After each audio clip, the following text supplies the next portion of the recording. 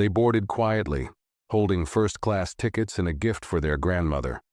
But minutes later, the flight attendant was standing over them, raising her voice, questioning their place, and demanding they move to the back. She didn't know who they were. She didn't care. But when the boy calmly said just 5 words, "We're not moving. Call the captain," everything changed. And before the wheels ever left the ground, the plane was grounded, and her career was over. Before we start the story, comment below where in the world you're watching from today. And if you enjoy stories like this, don't forget to subscribe and hit the bell icon so you never miss a new one. The airport was busy, loud, and full of life. People rushed in every direction, dragging bags, checking screens, hugging loved ones. In the middle of all that noise, 2 siblings stood calmly at the gate. The older brother, Brandon, looked around, focused and alert, while his younger sister, Ava, leaned against her carry-on, holding a small box wrapped in gold paper. It was a gift for their grandmother's birthday. They were dressed neat and quiet, both holding first-class boarding passes in hand. When the announcement called their group, they walked forward together without a word. The gate agent scanned their tickets and gave them a polite smile. "Enjoy your flight," he said. They nodded and entered the jet bridge, stepping onto the plane without expecting anything unusual. Inside, the first-class cabin was bright and peaceful. Leather seats, soft lighting, and the quiet hum of conversations filled the space. Some passengers had already taken their seats, reading newspapers or sipping orange juice. Brandon and Ava moved to row 2, placed their small bags in the overhead bin, and sat down. Brandon looked out the window, while Ava placed the gift box carefully under the seat. It felt like a normal trip, like any other flight. But then, a voice cut through the calm. "Excuse me, are you sure you're in the right place?" Brandon turned. A tall flight attendant named Heather stood over them. Her face was stiff, her tone sharp. "These seats are for first-class passengers," she added. Brandon held up his ticket. "We are in first class," he said politely. Heather didn't take the ticket. She just looked them up and down. "Can I see your boarding passes, please?" she asked again, firmer now. He handed her both tickets. She stared at them for a moment. The seat numbers matched perfectly, but her expression didn't change. She gave the tickets back without a smile. "All right, just checking," she said, and walked away. Brandon looked over at Ava. Neither of them said anything, but Ava's expression had changed. Her hands rested tight around the gift box now, her eyes unsure. Minutes passed. Passengers kept boarding. The overhead bins filled. The engines started to hum softly under the floor. Everything was moving toward takeoff, until Heather returned. This time, she didn't ask questions. She didn't check tickets. She simply stood in front of them and said, "I'm going to need you to move to the back." Brandon looked up again, confused. "Why?" he asked. "We already showed our passes." Heather crossed her arms. "There's been a change," she said. "Those seats are now needed for someone else." She didn't explain who. She didn't explain why. "Please come with me." Ava leaned toward her brother, her voice low. "We didn't do anything wrong." Brandon nodded, then looked back at Heather. "We're not moving unless the captain tells us to," he said calmly. That answer made Heather's face harden. "If you won't move," she snapped, "I'll call security." Her voice was louder now. Passengers around them turned to look. The cabin, once quiet and calm, began to fill with whispers. Ava's eyes filled with tears, but she said nothing. She reached down and pulled out her phone. Her fingers typed something fast. Brandon didn't stop her, he just sat still, his face tight with patience. Heather, now clearly upset, turned away in a hurry. Her footsteps heavy on the carpet. She didn't realize it yet, but she had just made the biggest mistake of her career, and the plane, still waiting at the gate, was not going anywhere. Heather marched quickly toward the front of the plane, her heels hitting the floor with force. Her jaw was tight, her cheeks flushed. She muttered under her breath as she approached the cabin phone, ignoring the looks from other passengers. Some turned their heads as she passed, while others whispered behind their hands. They had seen the confrontation. They had heard the raised voice, but like most people, they said nothing aloud. Back in row 2, Brandon sat still, his arms crossed. He kept his eyes on the aisle, waiting. Ava leaned slightly into him, her hand still trembling around her phone. "Do you think it'll work?" she asked quietly. Brandon gave her a single nod. "It will." Heather picked up the intercom and pressed the button to speak with the cockpit. Her voice was low and controlled. "Captain, we have a problem in first class. 2 passengers are refusing to move. I need ground security to remove them before takeoff." There was a pause. Then the captain's voice crackled back. "Name of the passengers?" Heather's lips tightened. "Brandon and Ava Carter," she replied. The intercom went silent. Then a new voice came through. It wasn't the captain. It was deeper, calmer, and far more serious. "This is Richard Carter. Would you like to repeat what you just said?" Heather froze. For a second, she thought she had misheard. Her hand hovered over the phone. Her face lost all color. Slowly, she glanced back down the aisle. Brandon was watching her. So was Ava. Heather took a shaky breath. "See Carter?" she asked, almost to herself. "Yes," the voice replied. "Richard Carter, you just attempted to remove my niece and nephew from their assigned seats. Do you have an explanation?" Passengers nearby began to shift in their seats. Some were clearly confused. Others were shocked. A man a few rows back leaned forward, whispering to his wife. "Did he say Carter, as in the Richard Carter?" Heather swallowed hard. She knew that name. Everyone in the airline did. Richard Carter wasn't just another customer. He was one of the founding executives of the entire company. Not just a board member, but a man with power, real power. The kind that didn't need to shout to make people listen. She backed away from the intercom, her hand trembling slightly. Eyes all over the cabin were now locked on her. The tension that had started with a few whispered words was now heavy in the air. And still, Brandon and Ava hadn't moved. They hadn't argued, hadn't raised their voices. All it took was one message, one call. And now the plane was no longer preparing for takeoff. It was preparing for something else entirely. Heather stood frozen near the intercom, her thoughts spinning. Her throat was dry, her palms were sweating. She had made a mistake, an enormous one, and now it was playing out in front of a full first-class cabin. She had expected resistance, maybe even a complaint. But not this. Not him. She turned toward the front of the plane, hoping to escape the stairs burning into her back. But she didn't get far. The cockpit door opened. Captain Lawrence, a seasoned pilot in his late 50s with silver streaks in his hair, stepped out slowly. His face was calm, unreadable. His presence alone silenced the front half of the cabin. He walked forward with steady steps and stopped beside Heather. "You told me there was a seating issue," he said quietly.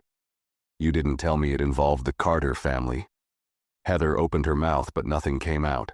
Her voice, always sharp and firm, now refused to work. The captain didn't wait for her to respond. He turned his attention toward Brandon and Ava. "I'm very sorry for the disturbance," he said politely. "Is everything all right?" Brandon gave a small nod. "We're fine, Captain." "Thank you," Lawrence nodded in return, then looked at Heather. His eyes were still calm, but his tone had shifted. "Miss Thompson, return to the galley. I'll speak to you privately in a moment." Heather hesitated, but the look in his eyes left no room for questions. She turned and walked quickly to the back, her face pale. Passengers followed her with their eyes. Some whispered again, this time louder. "She's in real trouble," someone said. "You don't mess with the Carter family." Back in row 2, Ava leaned closer to Brandon. Her voice was a whisper. "Do you think she knows who Uncle Richard really is?" Brandon shook his head slowly. "Not until now." Ava looked around. The air felt thick with attention. Every eye seemed to shift toward them now, but the energy had changed. Earlier it was judgment, confusion. Now it was quiet respect, and a little fear. In the rear of the cabin, Heather tried to steady her breath. She leaned against the storage compartment, gripping its edge tightly. She couldn't stop replaying the moment Richard's voice came through the intercom. It had been calm, steady, but deadly serious. It was a voice she had heard only once before, in a training video about corporate structure. Back then, she thought he was just a name, a face in a company booklet. Now that face had just spoken to her directly, and she had no idea what he was going to do next. The captain re-entered the cockpit, but the tension didn't leave the cabin. The door closed behind him with a quiet click, but it felt louder than anything else. Passengers continued to whisper. Some pulled out their phones, pretending to scroll, though their ears were clearly tuned in. No one had gone back to their books or movies. Everyone was watching and waiting. Heather stayed near the galley, hands clenched into fists. Her mouth was dry, her thoughts scrambled. She had worked hard to climb the ladder, 12 years in the airline, 3 promotions, not a single write-up. She had always kept control of her flights, her crew, her cabin. But now, just a few words spoken over the intercom had turned everything upside down. She looked toward the front of the plane. Brandon and Ava were still in their seats, still calm. Ava looked out the window. Brandon sat upright, unmoved. Their silence was louder than any argument. The cockpit intercom buzzed again, but this time, it wasn't a crew call. It was an announcement. A new voice came through, sharp and steady. "This is Richard Carter. Until further notice, this flight is delayed. All ground operations have been contacted. The crew member responsible for the incident is to be immediately removed from active duty." Passengers gasped. Some turned to each other in shock. A few started recording, pretending to angle their phones naturally, but everyone knew what they were doing. Heather's knees weakened. She looked around, heart pounding. She had never heard a message like that come through mid-boarding. Never. She moved to the jump seat in the back, but didn't sit. She stood, trying to think, to breathe, to fix it somehow. But there was nothing to fix.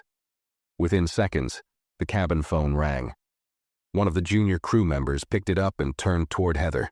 "The captain wants to see you." Heather walked slowly to the cockpit. Every step down that aisle felt longer than the last. Every face she passed was watching her now. Not with confusion, but with expectation. They knew she was in trouble. They could feel it. She reached the door and stepped inside. Captain Lawrence sat with his arms crossed. On the screen in front of him was the airline's regional operations manager, his expression hard. He didn't greet her. He didn't smile. "Miss Thompson," he said, "please sit." She lowered herself into the small fold-down chair, her hands shaking. The captain looked at her once, then back at the screen. The man continued, "You've just been named in a report filed directly by Richard Carter. He claims you verbally harassed and attempted to forcibly relocate 2 first-class passengers, his niece and nephew, without cause." Heather opened her mouth. "I didn't know who they were." "That's the problem," the man cut in. "You didn't need to know. Their tickets were valid. Your behavior was not." Heather's words caught in her throat. She could feel the ground slipping from beneath her. The man's voice turned cold. "Effective immediately. You are suspended from active duty. You will not participate in debriefing. You will be escorted to our admin office upon landing." Heather blinked. "Suspended?" Captain Lawrence's face remained unreadable. He added quietly, "If you choose not to comply, security will meet us before we even reach the gate." Heather's voice dropped to a whisper. "You're serious?" The man on the screen didn't blink. "Miss Thompson, Mr. Carter doesn't make suggestions. He gives orders." And in that moment, Heather realized something terrifying. She wasn't just being suspended. She was being erased. Heather walked out of the cockpit with her shoulders stiff and her face pale. She didn't look at anyone as she made her way back down the aisle, but the silence that followed her said it all. The hum of quiet conversation had died. Passengers had gone still. She was no longer a crew member commanding the cabin. She was now the center of a slow, quiet downfall, and she felt every eye on her like heat. She reached the back of the plane, finally sitting in the crew jump seat near the galley. Her hands trembled as she tried to adjust her uniform, as if straightening her appearance would somehow fix what had happened. But the fabric of control she once wrapped herself in had already slipped away. She stared straight ahead, breathing shallow, the captain's words still echoing in her mind. "If you refuse, security will meet us before we even reach the gate."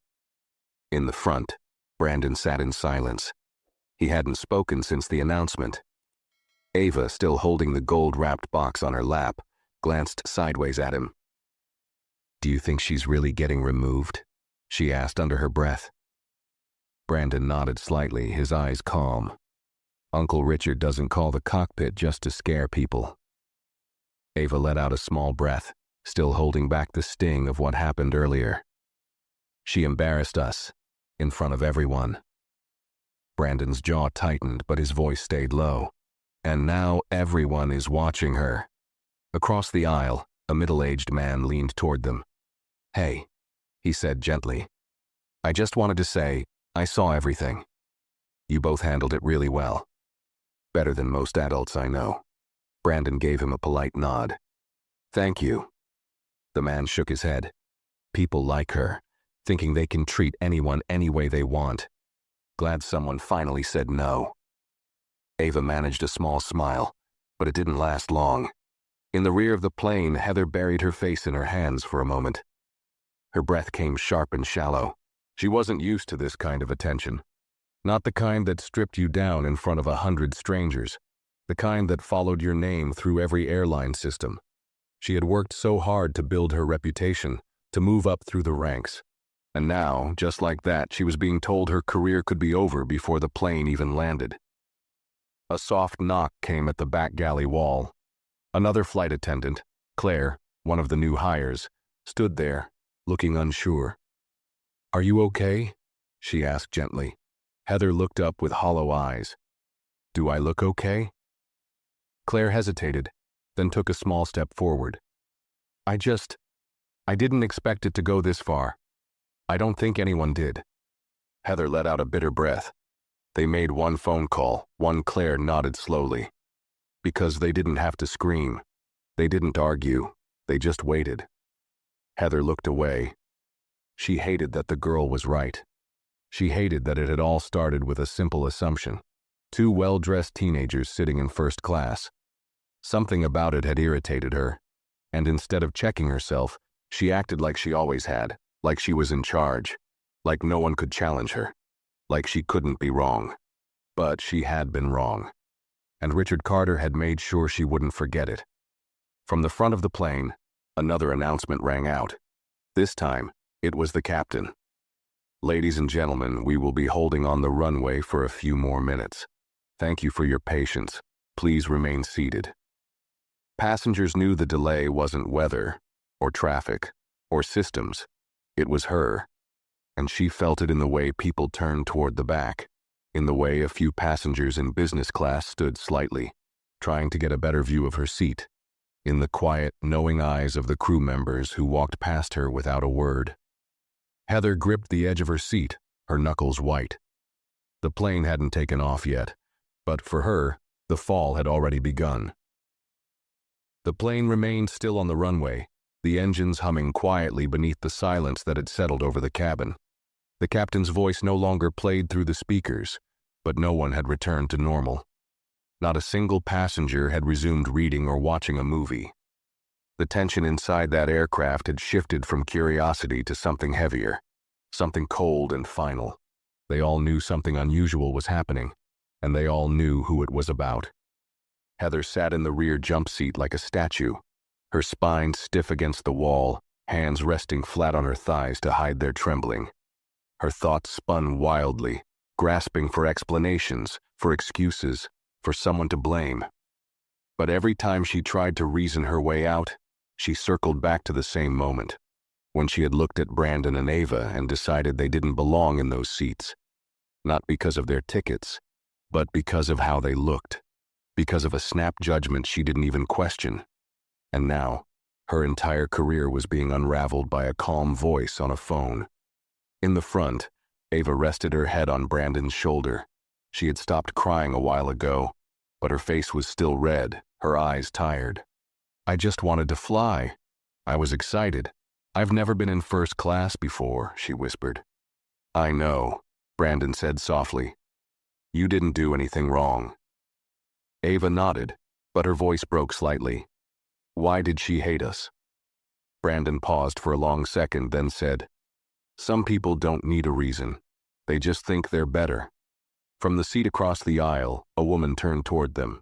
She was older, maybe in her 60s, with kind eyes and gray hair tucked behind her ears. "I saw the whole thing," she said gently. "You two didn't deserve that. And she knew it, even before your uncle called." Ava gave her a grateful look. "Thank you." The woman smiled. "And for what it's worth, I've flown with this airline for 20 years. That voice on the intercom, that's not just some rich executive. That man built this company." Brandon already knew that, but hearing it from a stranger only made it feel more real. Back in the galley, Heather shifted her legs, trying to appear calm, but her mind was slipping. She had been with this airline since she was 23. She had worked overnight flights, red-eyes, emergencies in bad weather. She had handled medical incidents, customer complaints, unruly passengers. She had always come out on top because she followed the rules, enforced policies, and demanded respect. But none of that mattered now, because respect wasn't something you could demand. And in one moment she had lost it all. The flight attendant from earlier, Claire, returned with a paper in hand. She approached slowly, hesitating. "This just came through from operations," she said. Heather took it with a shaking hand. It was a printed copy of a message from airline headquarters. Her eyes locked onto the first line. "Miss Heather Thompson is to be removed from duty upon arrival and escorted directly to administration for termination review." She couldn't breathe for a second. It wasn't just suspension. It wasn't just embarrassment. It was a full removal. Her mouth went dry as she read the rest. She had hoped for a formal meeting, a private conversation, maybe even a chance to explain. But it was already too late.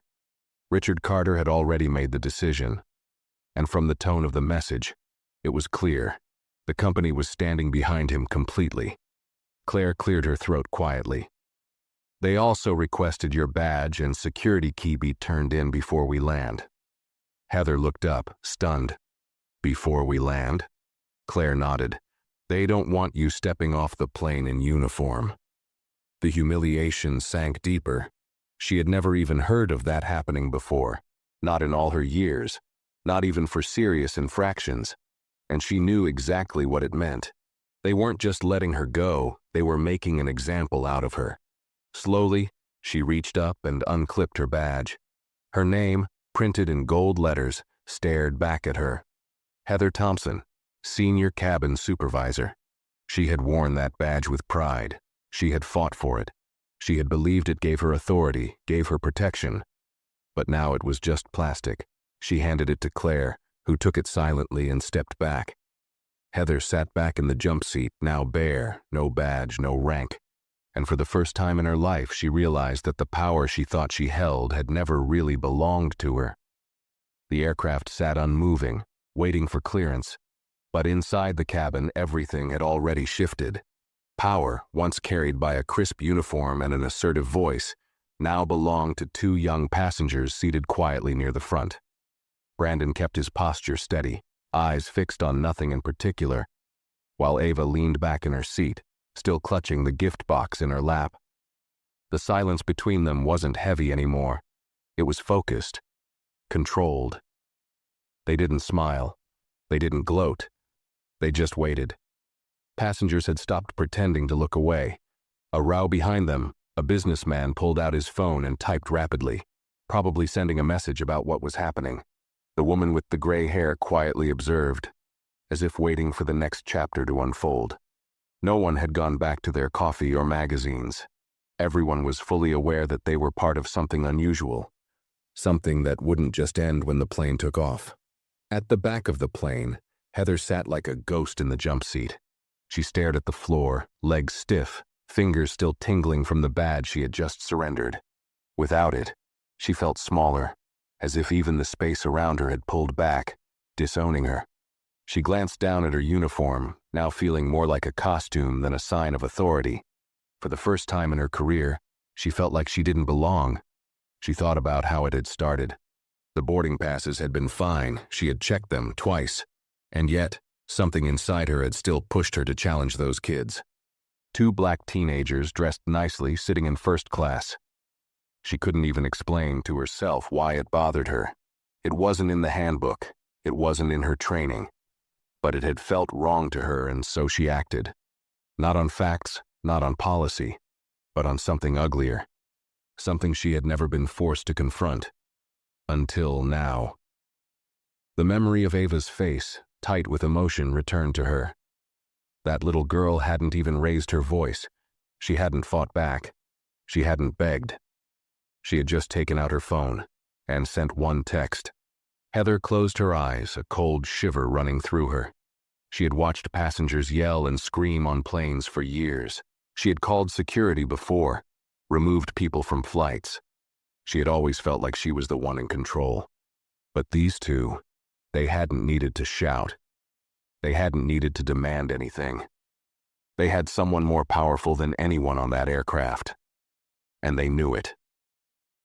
The intercom crackled again, snapping Heather out of her thoughts. Captain Lawrence's voice came through, steady and clear. "Cabin crew, prepare for takeoff. We've been cleared to proceed. Thank you, passengers, for your patience." But it wasn't just the typical instruction. The way he said it, measured and low, it sounded like a warning. Heather didn't move. She couldn't. The announcement didn't apply to her anymore. She wasn't part of the crew being addressed. She was no longer one of them. Claire passed by on her way to secure the front galley. As she reached the middle of the cabin, she paused and leaned slightly toward Brandon and Ava. Her voice was quiet, professional, but different. Softer than it had been when she served other passengers. "Can I get you anything before we take off?" she asked. Ava looked up for a second, then shook her head politely. Brandon said nothing. Claire gave a small nod and stepped away. The message was clear. Respect had found its direction, and the crew knew exactly who deserved it now. As the engines roared to life and the plane began to taxi, Heather felt the vibration through the seat, but it didn't feel the same as before. It felt distant, like she was a passenger now, not a part of the system. And in a way, she was. A passenger riding to the end of her own story. As the aircraft lifted gently off the ground, the lights dimmed and the cabin tilted into the sky. Heather sat in the back, silent, invisible, stripped of her role, stripped of her pride. Every time she closed her eyes, she saw the same moment, her hand reaching out, telling those two kids they didn't belong. And now, the truth of it burned through her. She was the one who didn't belong. Not anymore. The plane cut through the sky, smooth and steady, but inside the cabin the air felt dense with quiet reflection. The soft buzz of the overhead lights mixed with the occasional sound of seatbelt clicks and tray tables being adjusted. But no one spoke much. Not like they usually did. There was no laughter, no small talk, no casual conversations. The energy had shifted from awkward curiosity to quiet discomfort. Passengers were processing what they had just witnessed. Some with guilt, some with discomfort, and others with a growing awareness of the injustice they had nearly ignored. Ava sat back in her seat, the gold-wrapped box still on her lap, untouched. Her fingers traced the edge of the ribbon slowly, as if grounding herself with something that still felt normal. She didn't say much, but her eyes scanned the rows ahead of her, looking at the backs of heads, the shoulders of people who had watched her be spoken to like a problem, like an inconvenience. Not a single one of them had said anything while it was happening, and now she could feel their silence, thick like fog. Brandon rested his arm on the armrest, staring straight ahead. He wasn't angry, not visibly, but he wasn't calm either. His stillness came from control, not peace. He had grown used to situations like this, maybe not always so public or dramatic, but always present. The extra glance, the questions, the subtle suspicion. Only this time Heather had gone too far, and had gone too far in front of too many people. From the galley near the front, Claire approached again. She offered snacks, water, and apologies in her tone, even if she didn't say the words directly. "Please let me know if you need anything," she said softly, placing 2 bottles of water on their tray without waiting for a reply. Ava looked at the water, then up at her. "Are we still landing on time?" Claire nodded. Yes, but when we land, you may see some people at the gate. Brandon turned his head. What kind of people? Claire hesitated. Corporate. From the top. Your uncle. He's not just waiting. He's bringing people with him. Ava blinked. Why? Claire swallowed.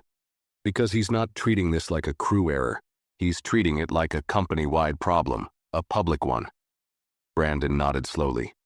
He wants people to see the consequences. Claire looked at them both for a second longer, then stepped away. Back in the rear of the plane, Heather stared at the galley wall as if it were a blank screen playing back her mistakes. The jump seat felt harder now, more exposed. Her uniform felt heavier, like every thread was wrapped in shame. She could still hear the whispers even if no one was speaking. She could still feel the judgment, even if no one looked directly at her. She tried to imagine what would happen when the plane touched down. Would someone meet her right at the door? Would she be escorted out in front of everyone? Would they take her ID badge in front of passengers? In front of Ava and Brandon? She hated how much it mattered to her now. She had always told herself she didn't care what passengers thought, that her job was to manage the cabin, not make friends. But now, with her reputation hanging by a thread, she realized how much of it had been built on fear, not respect. And fear doesn't protect you when the people above you stop defending you. She stared at the safety card tucked into the seat back nearby, not reading it, just needing something to look at. That wasn't a face full of blame. Her mind flashed back again, standing over those two kids, demanding their tickets, speaking sharply, like she had caught them doing something wrong. She hadn't cared how it looked. She hadn't cared if it hurt them. She just assumed she was right. That assumption had ended everything. She thought of how Ava had looked at her. No yelling, no tears, just quiet shock and disbelief. And how Brandon hadn't raised his voice once, just said he wasn't moving unless the captain told him. That kind of self-control didn't come easy, especially for someone being humiliated in front of strangers. And Heather, she had made it worse. On purpose. Because she thought she could. A ding from the speaker brought her back to the present. The captain's voice returned. Ladies and gentlemen, we'll begin our descent in about 10 minutes. Please make sure your seat belts are fastened. Cabin crew, prepare the cabin for arrival. Heather sat motionless. Her role in the crew no longer existed, but the word still hit her like an order. She was going to be removed in minutes. No final briefing. No team goodbye. Just a walk down the aisle, with every eye watching her, every whisper following her steps, and no way to hide from the truth. She had boarded this flight as someone in control. She was going to leave it as someone who had lost everything. The plane began to dip gently, its descent slow and smooth. But for Heather, it felt like a nosedive. The seatbelt sign blinked on again with a soft chime, and a robotic voice reminded everyone to return their seats and trays to upright positions. Passengers complied like usual, fastening belts, closing their books, stowing headphones. But the usual chatter, the mild buzz of tired travelers getting ready to land, it wasn't there. The cabin was still, unnaturally quiet, like the whole aircraft was holding its breath. Heather sat locked in place, her belt already fastened tight around her waist. Her back was stiff, her stomach twisted with a nausea that had nothing to do with turbulence. She kept her head low, staring at the floor, her hands folded tightly in her lap. Every sound around her, the clicks, the shifting, the soft rattle of a snack wrapper, sounded sharper. She knew it was almost over, and yet, in that tiny, echoing corner of her mind, she still hoped maybe this could be fixed. Maybe if she apologized again, maybe if she explained herself, maybe if Richard Carter hadn't meant every word. But deep down, she knew better. This wasn't just another mistake like a spilled drink or a boarding error. This wasn't something a quick apology and a formal write-up could undo. This wasn't even about her anymore. It was about the message the company wanted to send, and she was the message. At the front of the cabin, Brandon and Ava remained still. The soft light of the window illuminated their faces, calm but unreadable. Brandon had his arms crossed loosely, his gaze steady. Ava looked out the window, the gift box still sitting in her lap, untouched since takeoff. Neither had said much during the descent. They didn't need to. Everyone had seen what happened. Everyone knew why the plane had been delayed, and everyone knew who had caused it. Across the aisle, the older woman from earlier adjusted her glasses and looked over at Ava. "Are you all right, sweetheart?" she asked gently. Ava gave a small nod. "Yeah, just ready to be off." The woman nodded in return. "You two handled that with more grace than most adults I've ever seen." Brandon looked at her and gave a polite, tired smile. "Thank you." A few rows back, a man leaned forward and whispered, "They're saying corporate security is at the gate, like actual executives. I saw someone in a suit walk into the jet bridge before we pushed back." His seatmate whispered back, "You think it's real? That she's getting fired, like, right there? Why else would they delay the flight and announce it over the speaker?" Whispers like that floated through the rows. They weren't loud, but they didn't have to be. The tension did the talking. From the cockpit, Captain Lawrence watched the runway lights appear through the windshield. His expression was neutral, but the way his jaw was set showed just how serious he took what had happened. He had seen a lot during his years of flying: weather emergencies, unruly passengers, medical landings. But this was different. This was personal, and not just for the Carters. It was about accountability, about how quickly things can change when power is used the wrong way. He didn't need Richard Carter to explain it. The man's voice over the intercom had said everything already. Back in the galley, Claire stood with her hands behind her back, ready for landing. She looked over at Heather, who hadn't moved in nearly an hour. Her face was pale, her shoulders stiff. The authority she once carried, gone. Her uniform still clung to her frame, but it had lost its power. It was just fabric now. No badge, no name, no role. Claire didn't say anything. She simply nodded once, more out of obligation than kindness, then turned away. Heather could barely lift her head. The pilot's voice returned one last time. "Ladies and gentlemen, we've landed safely. The local time is 3:45 p.m. Please remain seated until the seatbelt sign is turned off. We thank you for flying with us today." The soft thud of the landing gear and the slow deceleration on the runway did little to calm Heather's nerves.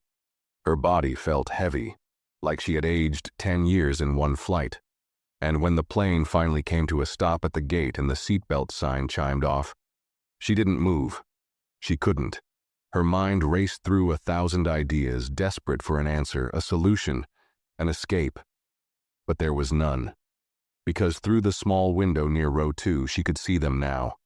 Standing at the gate, a line of sharp suits, 2 men in black coats, 1 woman with a tablet in hand, and at the center of them all, Richard Carter, tall, still, calm, waiting. No anger on his face, no emotion at all, just cold, quiet purpose. And standing to his left, 2 airport security officers, not just watching, escorting. Heather's breath caught in her throat. Her fingers gripped the edge of the seat as her eyes locked on the open doorway ahead. The passengers were standing now, collecting their bags. Some moved quickly, wanting to escape the awkwardness. Others lingered, watching, waiting. She realized with a fresh wave of dread that they weren't rushing to leave the plane. They were waiting to see what happened to her, waiting to see what the Carter family would do next, waiting to see justice happen before their very eyes.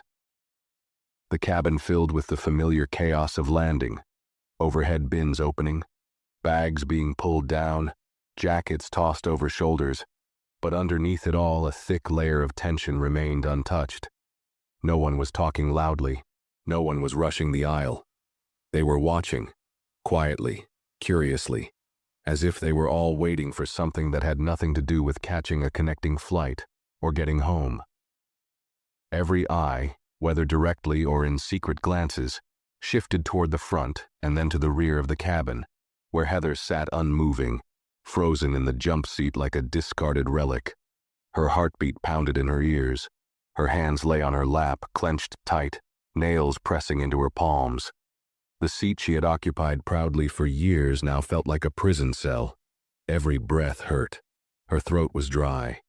She couldn't remember the last time she'd felt so trapped.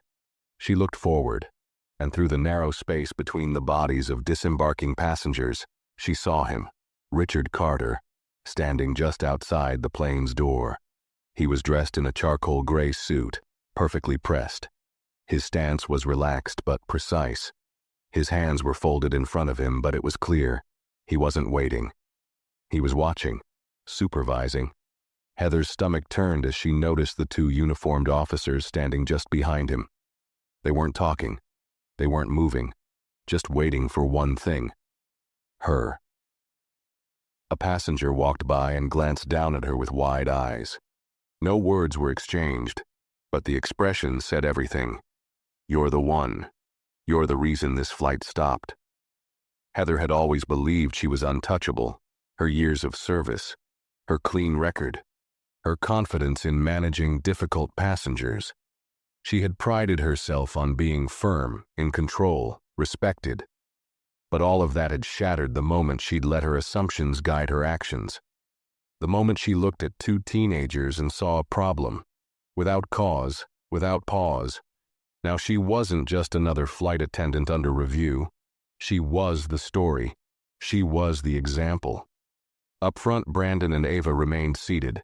They hadn't stood up with the others. Brandon's posture was straight, calm, composed, while Ava cradled the gift box in her lap, her hands resting gently on top. She looked toward the door, where their uncle stood waiting. Her face was unreadable, not angry, not smug, just quiet. There was no victory in her eyes, only the weight of what had happened. Passengers kept moving, the line inching toward the exit. As they passed Brandon and Ava, some paused for a moment. A nod, a soft word, a simple look of apology.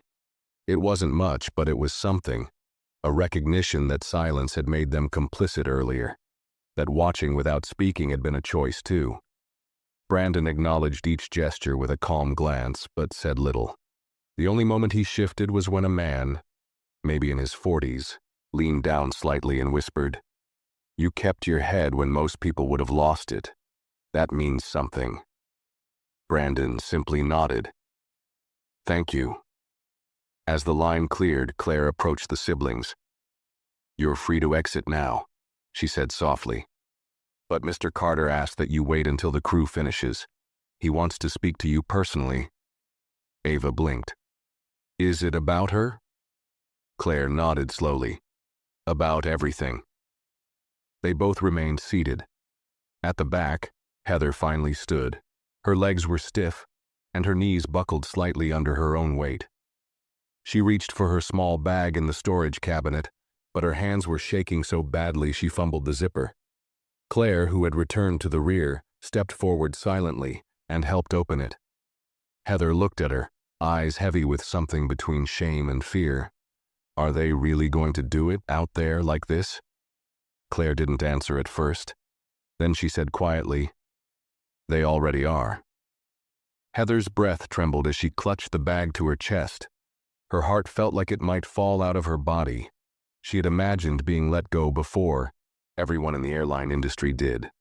A mistake, a cost-cutting wave, a disciplinary warning. But never like this. Never with a crowd watching, never with a line of passengers whispering her name as they stepped into the jet bridge. She took one step forward and stopped. Her mind begged her to turn back, to sit down, to disappear into the wall. But her feet moved anyway. Each step down the aisle was slower than the last. The space she once walked with authority now stretched like a runway of judgment. As she passed row 2, Ava looked up. Heather glanced at her for half a second. Ava didn't flinch, didn't blink. She said nothing. That silence, unshaken, powerful, felt louder than a scream. Heather's face burned. Her shame poured through her skin. She continued forward, finally reaching the front of the aircraft. The remaining crew stood to the side. Richard Carter stepped forward. "Miss Thompson," he said. Calm, formal, icy. She swallowed. "Sir, I didn't—" He raised a hand. "No statements," he said. "No excuses." She nodded, her mouth pressing shut. Then he turned toward the security officers. "Escort her to administration. Her badge has already been revoked. Her uniform will be returned after documentation is complete. Heather opened her mouth, desperate to say something, anything, but no words came.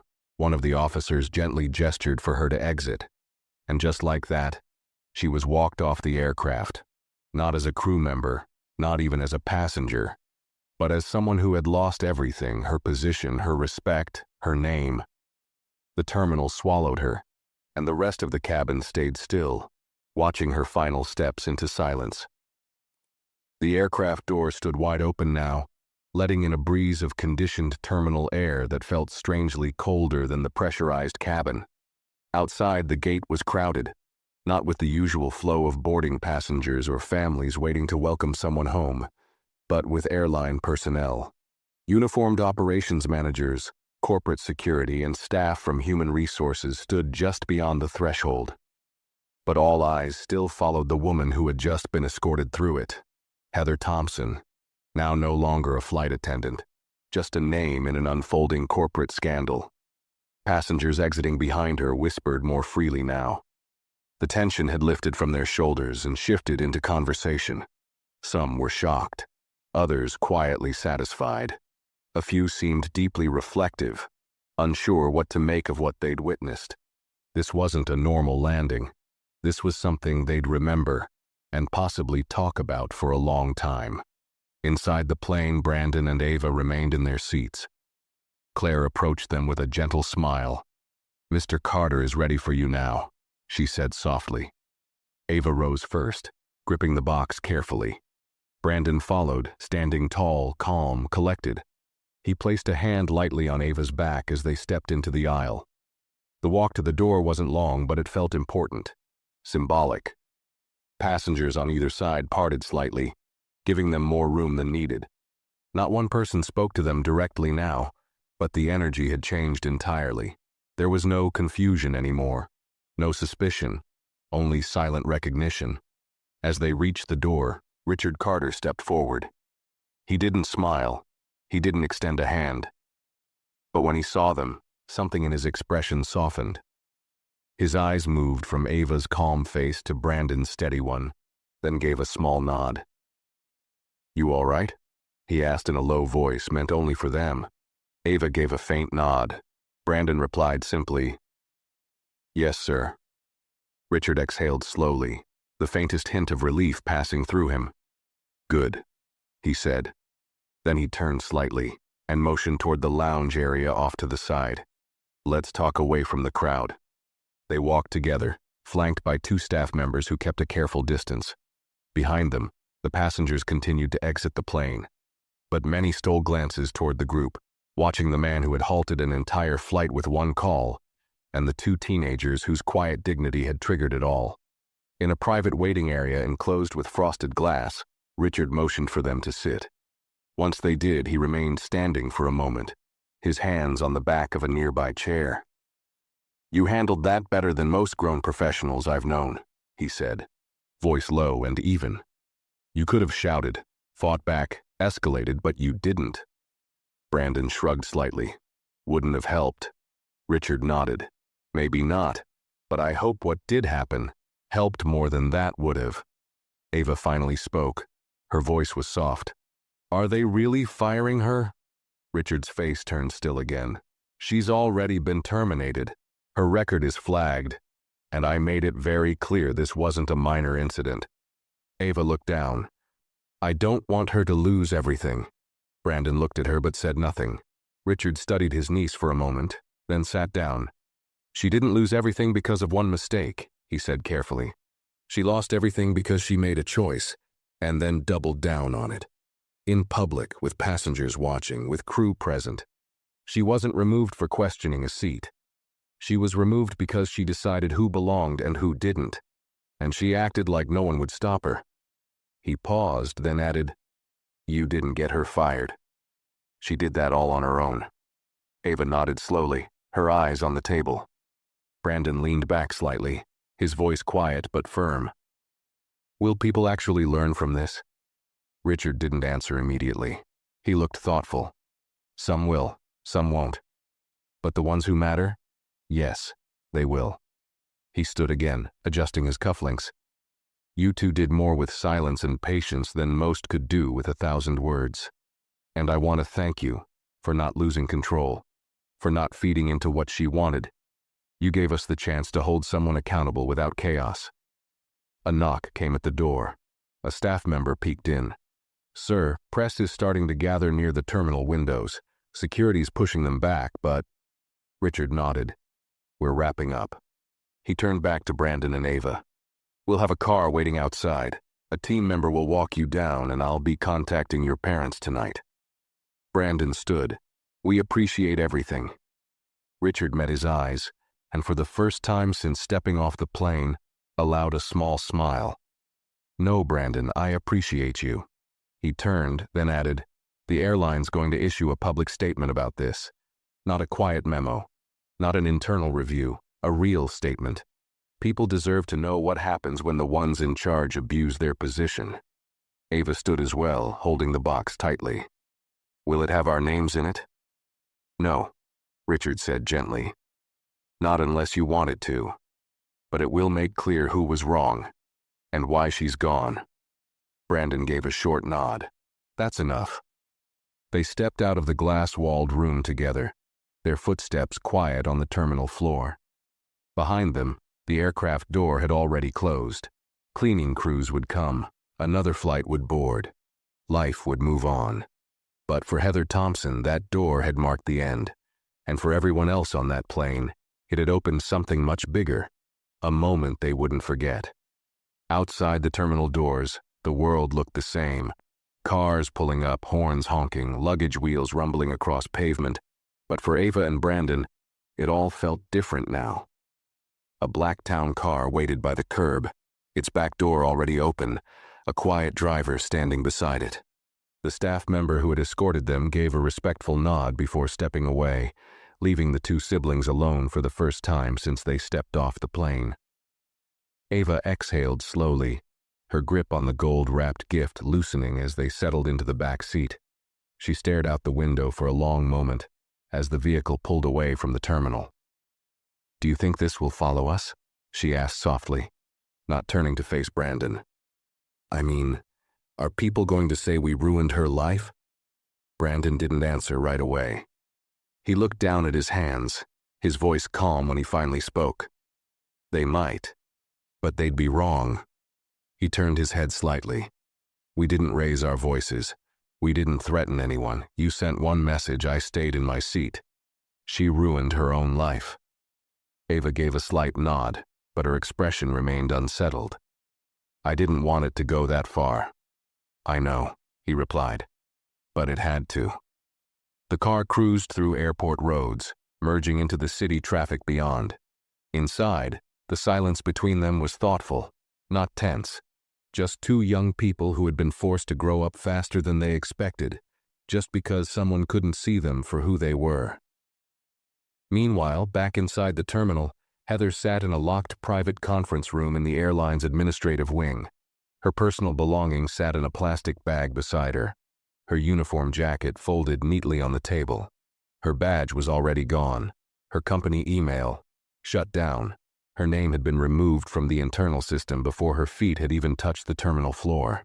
She stared at the blank wall in front of her, unable to speak, unable to process the speed at which her life had come undone. 2 hours earlier, she had been greeting first-class passengers like any other day. Now, she was sitting in a cold room with no job, no future in the airline industry, and a record that would follow her forever. A knock came at the door. A staff member entered with a clipboard. We need you to sign this, he said, setting the document down. It confirms your termination and documents that you're surrendering all company property. Heather looked at the paper without moving. Her eyes were hollow. Her voice was almost a whisper. It wasn't supposed to happen like this. The man didn't respond. He just pointed to the signature line and waited. Heather's hand trembled as she picked up the pen. I've been with this company for 13 years, she muttered. I trained people. I managed cabins. I worked overnight flights in storms.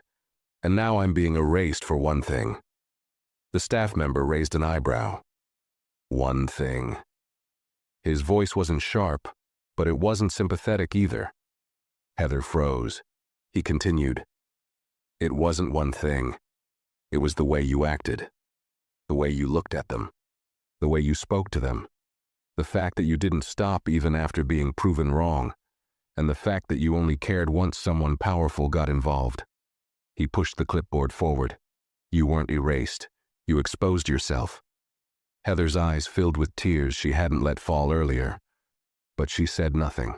She just signed the form, each letter feeling heavier than the last. When she finished, the man collected the clipboard and stood up. You'll be escorted out through the employee exit. Someone will walk you to a private pickup area. I suggest you use it. Heather looked up, startled. Why? Because there's already a news crew outside the main terminal. Her heart dropped. They got wind of what happened, he added. They're asking questions about the flight where the airline owner's niece and nephew were shouted at, and the plane was grounded.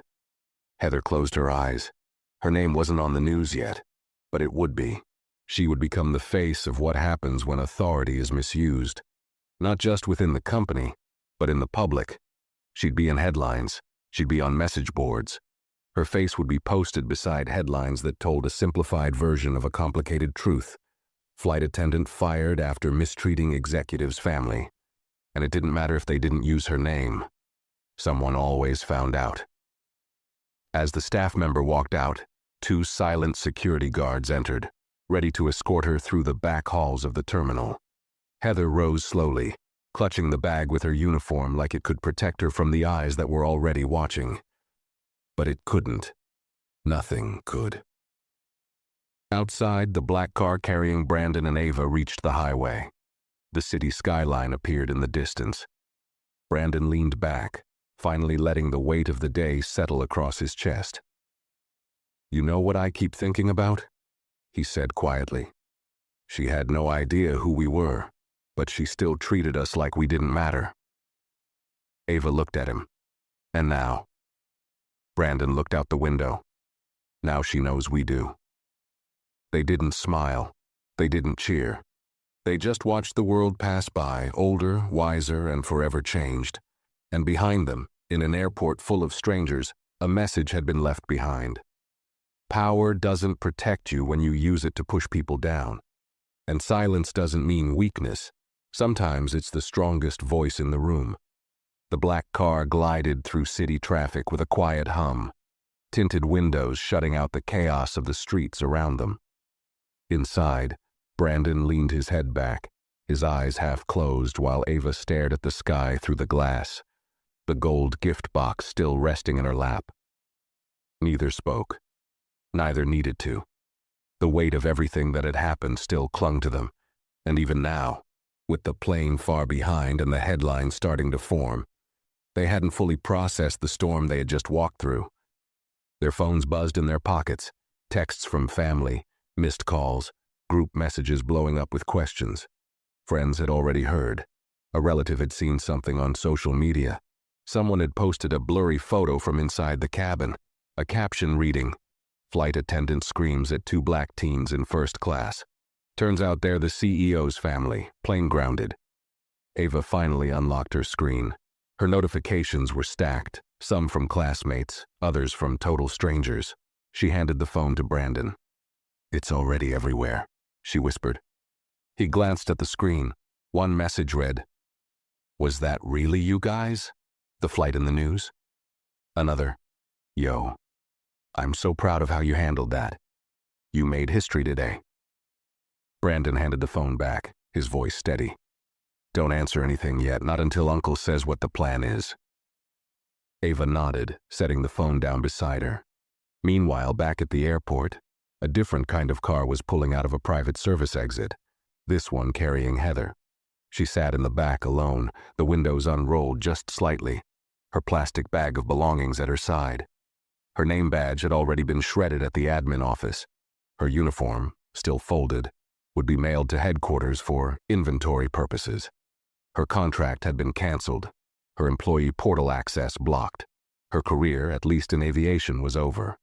She didn't speak to the driver. She didn't cry. She just stared out the window as the airport disappeared behind her, replaced by parking lots and freeway signs, all moving too fast to focus on. Her thoughts spiraled. Maybe she could apply to a smaller airline. Maybe they hadn't heard. Maybe she could lie. Maybe she could say it was a misunderstanding. Maybe. But then she remembered the clipboard, the signature, the flagged record, the message from Richard Carter himself. This wasn't a silent firing. This was a signal to every company connected to the airline. Do not hire her. Heather had believed for years that seniority protected her. That experience earned immunity. That being the one to keep things in order gave her permission to judge quietly, correct loudly, and never question herself. But the silence she had expected from Brandon and Ava had been the most dangerous thing of all. Because they hadn't fought, they hadn't screamed, they had waited. And when their moment came, it wasn't them who delivered the consequence. It was someone more powerful than she'd ever imagined, speaking calmly over an intercom. His words carrying more weight than anything she'd ever said on duty. Now, her name had been wiped from the employee schedule. Her email auto-replied with, "This account no longer exists." Her login badge no longer beeped green. She had vanished from the system, but not from memory.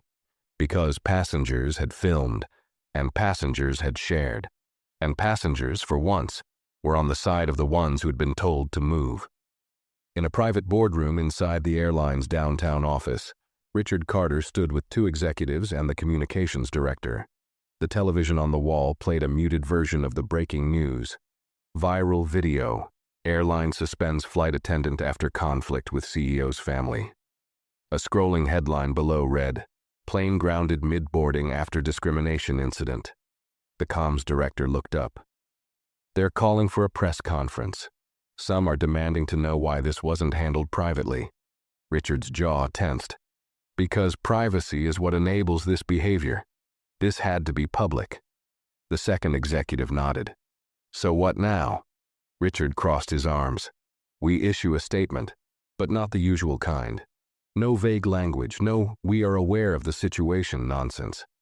A real message." He paused. "We let the public know exactly why she was removed. That this wasn't a policy violation. This was personal bias. And this company doesn't protect that." Silence filled the room for a moment. Then the communications director spoke. "What about Brandon and Ava? Do they want to speak?" "No," Richard said firmly. "They've said what they needed to say by staying calm. The rest, that's our responsibility." Back in the car, Ava finally spoke again, her voice almost inaudible. "Why did she look at us like that? Like she already knew we didn't belong, before we even said anything?" Brandon looked out his window. The sky was a soft gray now, clouds drifting lazily overhead. "I don't know," he said, "but I think she's the one who didn't belong." Ava didn't respond, but her grip on the gift box relaxed just slightly. She turned her face back to the window, her reflection looking older than it had that morning. The car took a quiet turn toward the city as the sun began to dip, casting shadows across the glass. Behind them, a uniform had been folded, a name badge destroyed, and an industry reminded. Power without respect is fragile, and silence, when carried with dignity, can shatter it all. By the time the town car reached the edge of the city, the story had already exploded beyond the airline. News outlets were running it on homepages. Social media platforms were cycling through clips, hashtags, and user reactions. Public figures were chiming in. Activists, influencers, and even a few quiet CEOs had reposted the footage and voiced support. And though the video didn't capture the full incident, the most shared clip was crystal clear. Heather standing over two seated teenagers, her voice raised, her face hard. And the calm way the boy simply said, "We're not moving unless the captain says so." That 6-second moment had become the symbol of restraint, of quiet defiance, of a bigger story that had been playing out silently for decades in places where judgment whispered instead of shouted. Inside the car, Brandon's phone buzzed again, but he didn't check it. He stared straight ahead, arms crossed, his mind heavier than his posture showed. Ava sat quietly beside him, her face turned to the window, watching the buildings pass, her reflection fading in and out of the glass. Her voice broke the silence. "Do you think she's really gone?" Brandon replied, his tone low. "Yes." "But what if she just gets hired somewhere else?" Ava asked. "What if she says she made a mistake and they believe her?" Brandon took a slow breath. "Then we trust that people are paying attention. We trust that the right people won't forget what they saw." He glanced at her. "And we trust that even if they do, she won't forget. Because some lessons don't need to be repeated to be remembered."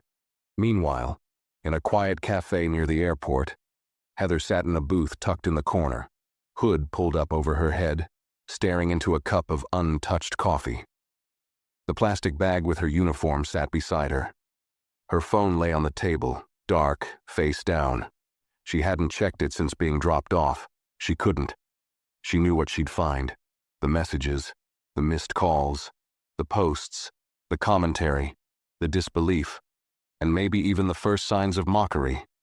She didn't need to see it, she was already living it. Her mind replayed the moment again. Brandon's quiet voice, Ava's wide eyes, the hush that fell over first class after she raised her voice, and worst of all, the sound of her own words, sharp and proud, spoken before she knew who they were. Before she even thought to ask why she was questioning them. She had acted on instinct, not training, not policy. Instinct. And that instinct had betrayed her. A waiter approached and asked gently, "Would you like anything else?" She shook her head without looking up. The man hesitated. "Someone was asking about you earlier. A reporter, I think. He showed a photo and asked the manager if you'd come in." Heather's hands curled under the table. "And?" "We told him no one by that name worked here."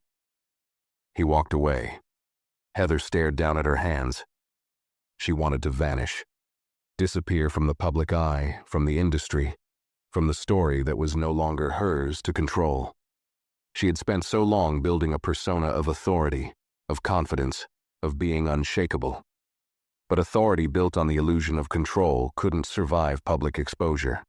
She wasn't just a flight attendant who'd been fired. She was the flight attendant, the one in that video, the one who told two teens, two passengers with valid tickets, that they didn't belong, and the world had responded. In a different part of town, Richard Carter sat in his office, the city skyline stretching behind him, glass walls catching the last light of day. He stood at a side table, pouring himself a glass of water. Across from him sat two legal advisors, both reviewing the prepared statement that would go out in the morning. He turned to face them. "We're not apologizing for firing her. Let's be clear on that." One of the advisors nodded. "Understood. We're focusing on transparency and zero tolerance for discriminatory behavior." Richard's expression was firm. "And I want her name redacted from the release, but not the action. Let the public judge the situation based on what they saw. Not because she worked here, but because it was wrong." He walked to his desk and tapped a folder lying beside his phone. Inside was a printout of the passenger manifest, the internal incident log, and a photo of Heather, her employee ID clipped to her chest, smiling in the headshot. He slid it aside without opening it. Then he made a call. "Is the car back yet?" "Yes, sir," came the reply. "The kids are upstairs in the lounge, safe and comfortable. They said they're fine." Richard exhaled. "Let them rest. Tomorrow I'll have someone deliver a written apology. Not from me, from the company. They deserve to hear it in writing." "Of course." He hung up and looked out the window again, his reflection blending into the city lights below. Elsewhere, Ava sat on a soft leather couch in the quiet corporate lounge, her legs curled under her, the gift box beside her untouched. Brandon sat nearby, watching muted TV coverage on the wall, footage of the plane taxiing back to the gate, clips of reporters standing outside the terminal. Their faces hadn't been shown, their names hadn't been leaked, but the message was already spreading. Respect is not earned through a uniform, and power is not measured by how loud you speak, but by how you treat those who have none. For the first time all day, Ava smiled. It wasn't a happy smile. It was quiet, worn, but proud. The next morning arrived not with noise, but with calm. The city was wrapped in the soft hush of early light, streets still wet from the night's rain. Brandon and Ava sat near a tall window in the company's guest suite, looking out at the slow-moving traffic below. They had barely slept, but neither looked tired, only thoughtful, still riding the current of everything that had unfolded the day before. A knock came at the door. A staff member stepped in holding a sleek envelope. "From Mr. Carter," she said gently, placing it on the table. "He asked that you both read it before you leave." Brandon opened it. The letter was short, handwritten in smooth strokes on company stationery. "To Brandon and Ava, you didn't raise your voices, but you spoke louder than anyone could have. You didn't ask for power, but you showed us what it looks like. What happened on that plane was wrong, not just because of who you are, but because of what was taken for granted, your right to be treated with dignity. I want to thank you, not just as your uncle, but as someone who needed reminding that change doesn't always come from the top. Sometimes it starts with two people refusing to move. You didn't just ground a flight, you shook an industry awake." With pride, Richard Ava read the letter once more, then folded it carefully and slid it back into the envelope. She looked at Brandon. "Do you think people will actually remember this?" He nodded without hesitation. "They'll remember, not because we were loud, but because the silence hit harder." They checked out of the building and stepped outside into the bright morning.